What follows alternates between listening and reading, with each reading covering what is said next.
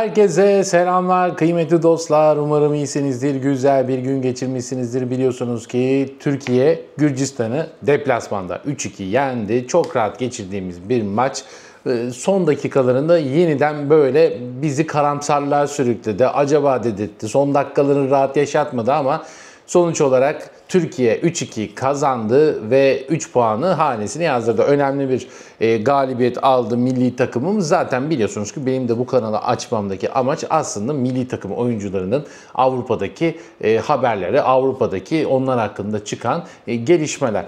Peki Arda Güler, Kerem Aktürkoğlu, Yunus ve Kenan Yıldız'la ilgili bölümü anlatacağım sadece. İstatistikler olarak ne yaptılar? Çünkü bu isimler açıkçası Arda, Kenan ve Kerem şu anda Avrupa'da manşetlerde oluyor. Önemli bizim için. Hakan Çalhanoğlu da var ama Hakan Çalhanoğlu zaten kendini kanıtlamış futbolcu olduğu için hani özellikle o noktadan girmeyeceğim. Sadece bu isimler. Peki öncelikle Kerem'le başlamak istiyorum. Kerem Aktürkoğlu maçta ne yaptı? Çünkü maçın oyuncusu seçildi Kerem Aktürkoğlu. Muhtemelen yarın da Avrupa'da özellikle Portekiz basınında yazılacaktır. Veyahut da bugün, bu videoyu bugün izliyorsanız bu yazılacaktır.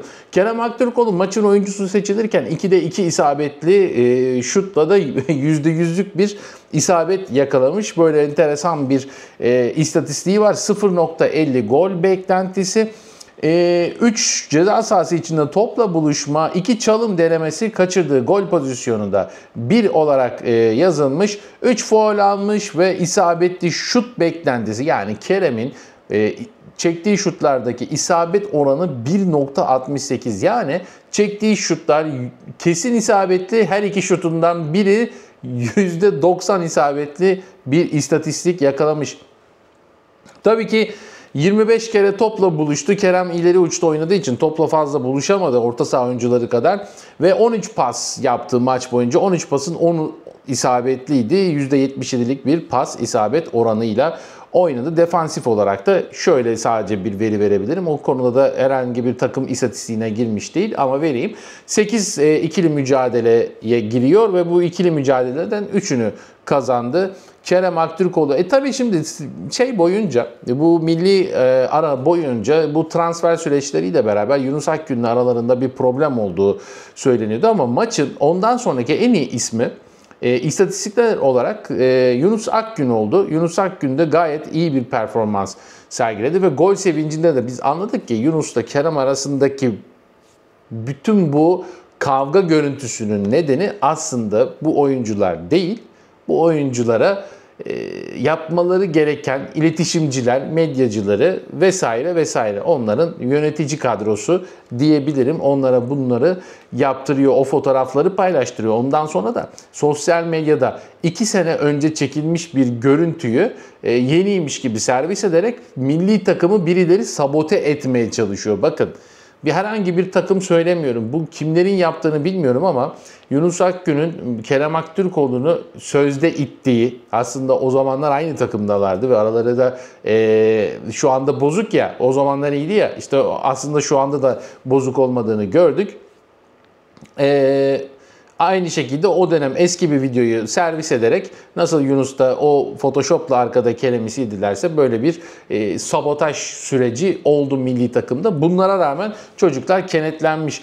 26 topla buluşma, 20 pas yaptı Yunus Akgün'de. 17'si isabetli, %85 başarı var. 2 kilit pas atarak takımının en iyi ikinci istatistiğini yapmış Yunus Akgün. Bu noktada herhangi bir şut denemesi yok ama pas arasında da takımın en iyi pas arası yapan istatistiğini yakalamış. 2 top uzaklaştırma var ve 4 ikili mücadelenin de ikisini kazanmış Yunus Akgün. Evet, şimdi daha çok beni takip eden kıymetli dostlarımın bildiği üzere Arda Güler'e geçelim. Arda Güler'le ilgili açıkçası şöyle bir şey oldu bu maçta. Kerem Aktürkoğlu ve Yunus Akgün'e o kadar çok odaklanıldı ki Arda Güler ve Kenan Yıldız biraz da bu sosyal medya ilgisinin gerisinde kaldı ki bence Arda Güler'in veya Kenan Yıldız'ın sosyal medya gündeminde gerilerde kalacağı tek maç bu olur. O da Kerem Yunus mevzusundan dolayı. 2 şut çektiği Arda Güler maç boyunca Gol beklentisi 0.16. Çok fazla gol beklentisi yakalayamadı. Çünkü milli takımda hala ileride çoğalamama gibi problem var. O problemi de Montella bir türlü çözemiyor. Topla buluşma, 48 defa topla buluştu Arda Güler. 33 pas attı, 29 isabetli, %88 isabetle Arda Güler Real Madrid'de olduğu gibi milli takımda da en iyi pas isabeti istatistiğini yakaladı. Bir uzun pas denemesi yaptı. O da başarılı oldu. 4 tane orta yaparak takımın en çok orta deneyen ismi oldu ve bu ortalardan da ikisi isabetli olunca da bu da takımın en iyi istatistiği daha oldu. Bir istatistik daha ekledi öylece. Asist beklentisi de Arda Güler'in 0.45 asist beklentisiyle en iyi ikinci İstatistik. 5 ikili mücadeleye girdi maç boyunca ve bunların ikisini de kazandı. Hava topunda da bir hava topuna girdi. Onu da kazandı Arda Güler ve aslında beni şaşırtan başka bir isme geçiyoruz şimdi. Kenan Yıldız'a geçiyoruz. Kenan Yıldız daha iyi oynamasını beklerdim. Bence oynadığı süre boyunca 79 dakika.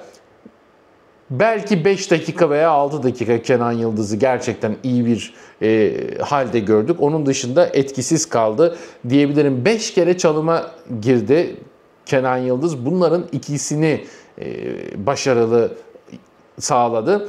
3 tane aldığı foul var. Tabii ki süratini falan kullandığı için, hele bu foullerden biri de rakibine sarı kart gösterdi.